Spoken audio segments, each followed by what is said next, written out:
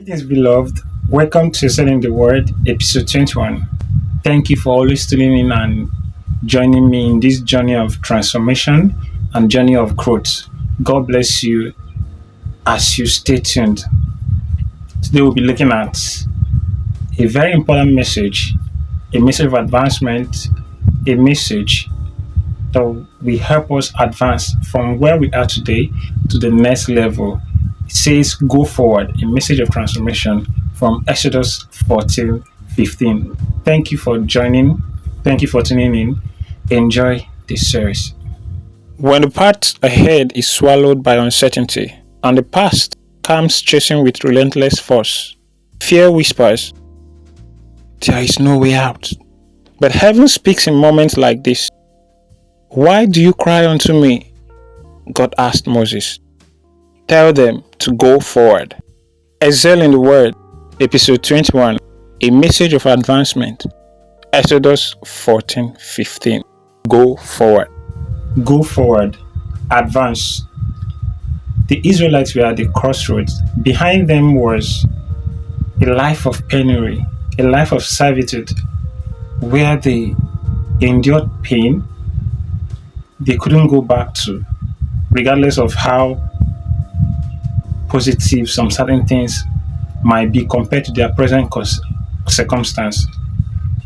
And looking at their present situation, it was not any beautiful either, because behind them was a predator waiting to prey on them or running towards them to prey on them.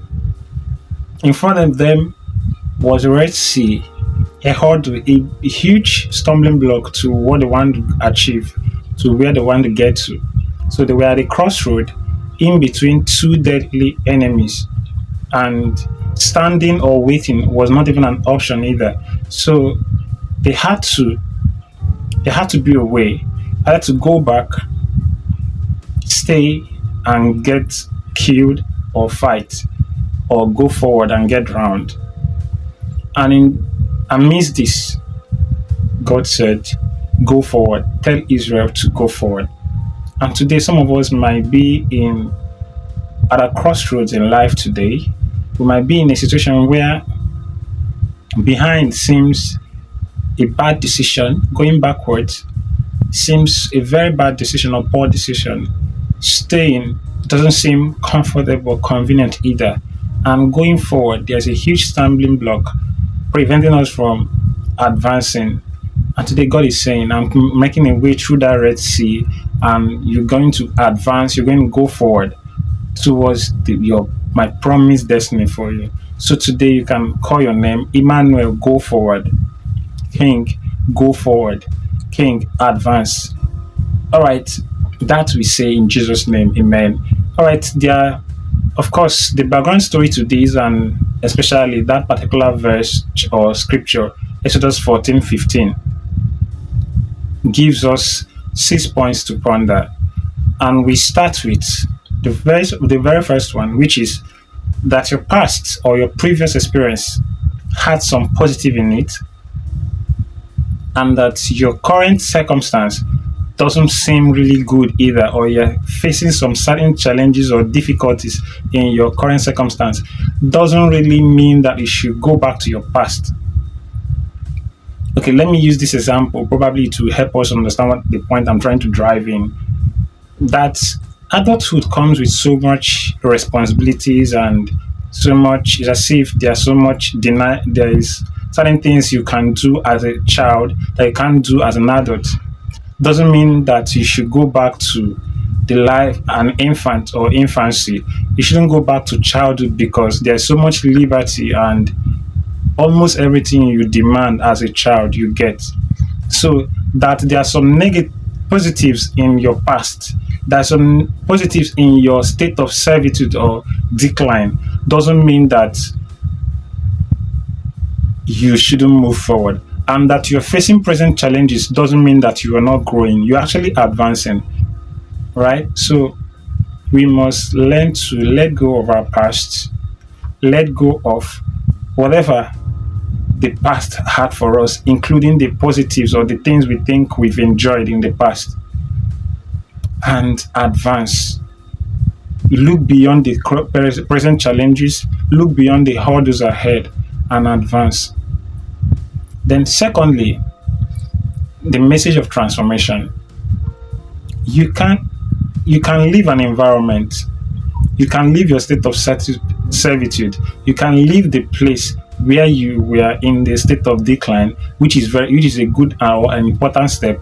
But if you remain with same mindset as at that person who was in servitude, you will not advance. It will hinder your progression. So there is a place for mental transformation. If you've been with us for a long time, especially in this series, you will know that there's a popular scriptures we normally use for transformation, which is 2 Corinthians chapter 10, verse 4 to 6. So you don't just gather knowledge or assemble random information, but then you aggregate this body of truth for what? So that you can use it to replace the traditional thoughts or the traditional body of knowledge you already have and make them your strongest point or your most dominant thought system. So in your layers of knowledge, if you don't edit your knowledge body or your body of knowledge or body of truth you have assembled in your mind, if you don't edit them to the extent where the word-based truth, the body of truth that you've assembled, becomes the most dominant point in your thoughts, you will still remain in that state of servitude despite changing environment and despite changing congregation or switching assembly. You still remain in that state of servitude. So how do you become a champion? If you want to be a champion, you have to embrace transformation from the mindset of a loser to that of a victor. So if you want to be a champion, you have to embrace transformation from the mindset of a loser to that of a victor. That is how you get to become a winner. That is how you get to advance. Then thirdly, the issue of mixed multitude. This is an important thing that most of us ignore. You don't just get transformed. You have to mind your environment, the series of information you let in, and the kind of people you keep with you. If you mix up the crowd, if you assemble unhealthy relationship with the right ones, you end up stuck or end up declining or end up not getting to your promised land. If Moses' life would be example for us, in this case, not really a good example, because if you look at 13, 14, he was consoling them. But in verse 15, God said he was crying. He said, why are you crying? Tell Israel to go forward. And he doesn't just stop there.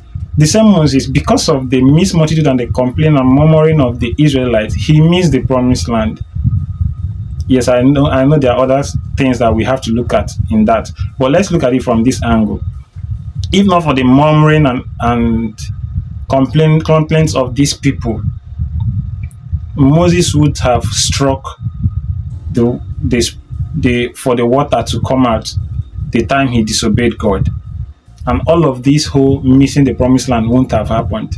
But he missed it because of mixed multitude. So mind the kind of relationship you keep. Mind the kind of people you have around you.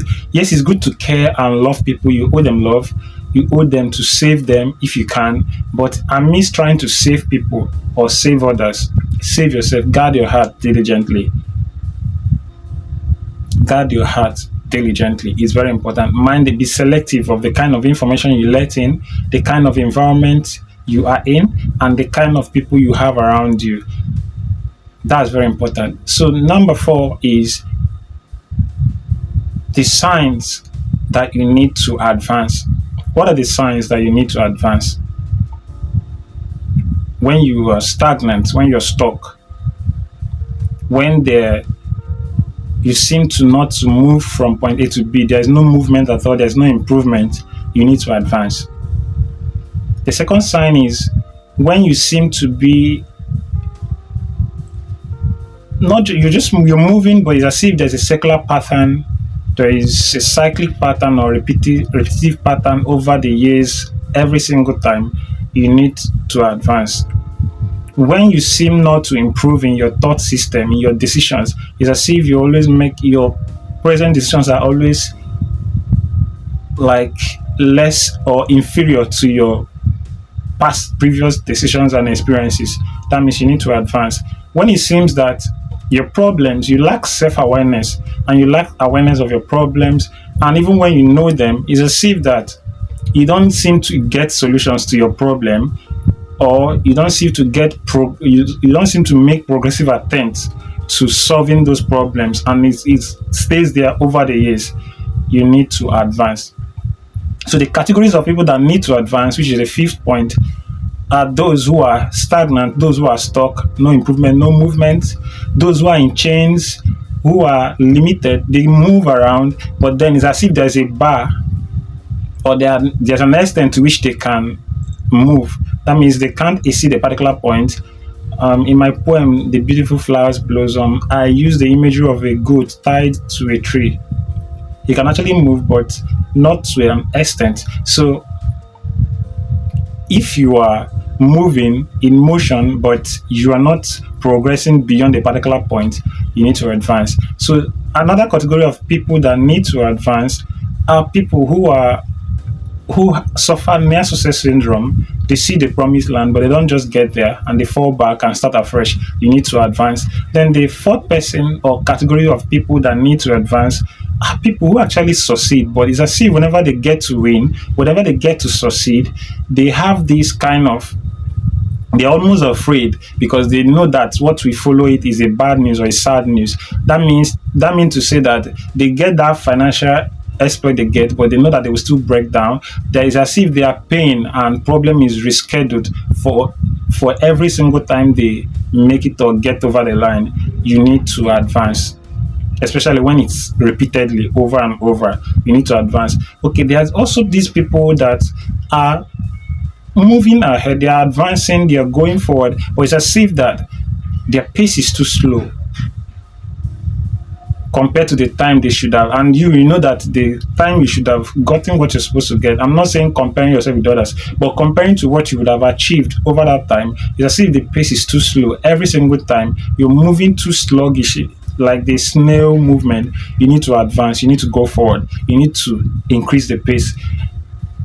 Then there is this set of people who are on consistent decline, going back, pedaling, backwardness. You need to advance, especially knowing that our destiny is time dependent. You need to advance. In fact, you need speed.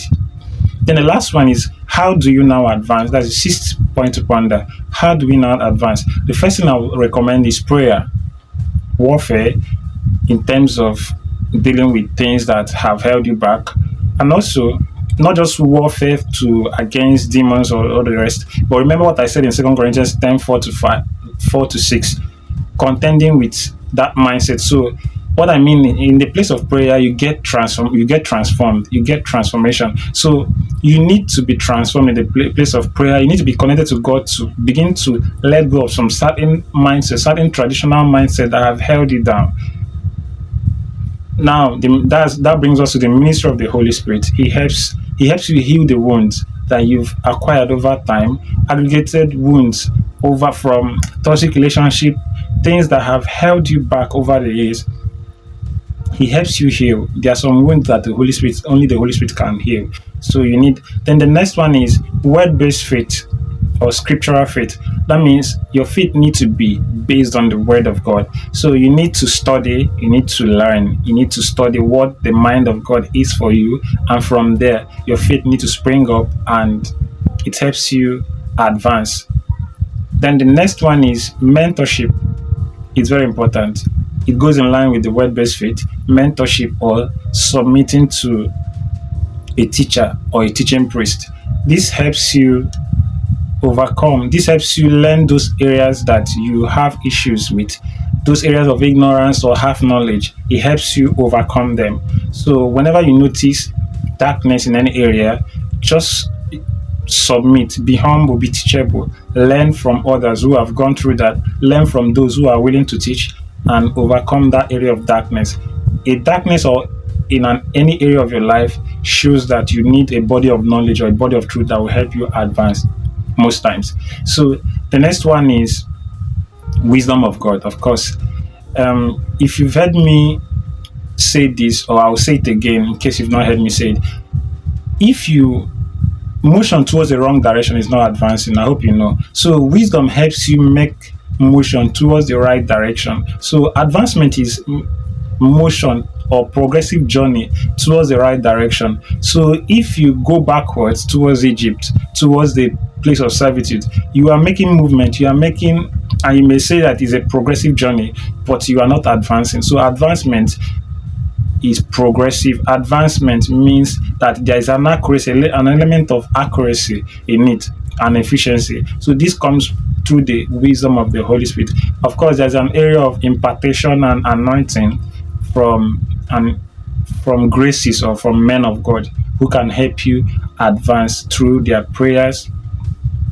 And of course, the last one is relationships. I mentioned it earlier. Relationship matters. You have to discern and engage destiny advancing relationships. Don't joke with that. Engage destiny advancing relationship. So now this is the last point to ponder, but I'll just run through it again as usual. What are the lessons we learn from this story, especially from the statement in Exodus 14:15 and the entire story? What did we learn? The first one, that the previous experiences sound or have some positive in it, and the current one doesn't look great either. Doesn't mean that you are in a decline, or doesn't mean you should go back to your state of servitude. Remember that a toxic relationship had some moments of laughter, an enjoyable moment. Doesn't mean that you should step back into it and or get drowned in it. And the second one is the subject of transformation, of course. And I said that if you want to be a champion, you must embrace transformation from being a loser, or from the mindset of a loser to that of a victor. Then this third one I mentioned of relationships, and not just relationship, environment and information, severing from multitude, from anything that crowds or any noise that crowds your judgment or crowds your mind with things that are not necessary. You have to be selective of information, selective of the environment you're found in, selective of the kind of relationship you engage. Then the fourth one, we mentioned the signs that you need to advance. And remember, in the area of thought, I said you are your thoughts, guide your heart diligently. So you can't outgrow your belief system. I forgot to say that in the second point. You can't outgrow your belief system. So transformation is always important. Then back to the signs. I mentioned several signs that you need to be transformed. Something like being stuck, repeated cycles, and the rest. Then I mentioned that the categories of persons that need to be transformed, and then finally the solutions, which is prayer, ministry of the Holy Spirit, word-based faith, ministry of a teaching priest or a mentorship, good relationships or destiny advancing relationship, wisdom of God. And of course, the last one, which I didn't mention, was that you need to switch your focus from your pain, focus from your past, and look forward. Look at what you stand to achieve. Look at the promised land, not the Red Sea that you're currently seeing. I know it's difficult, but you can actually focus on it. Remember, Paul said, Jesus, focusing on the glory ahead, withstood the cross. He didn't, of course, the cross was his reality at that moment, but then he focused on the glory because he knows that what's ahead is better than the sacrifice I make today. So go forward, advance. God bless you. See you next Friday.